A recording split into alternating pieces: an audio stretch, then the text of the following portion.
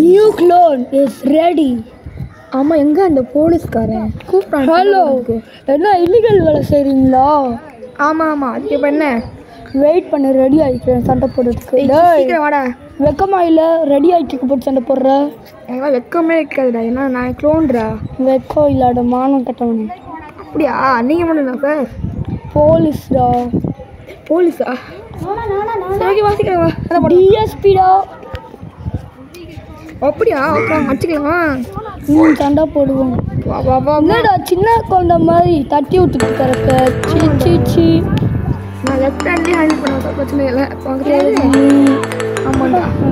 வா வா வா. ஓகே, அடி ஒன்று. இப்போ கழுத்து பிடி. விழு அதான் விழு. என்ன அப்படி பண்ணாடா? கேளு.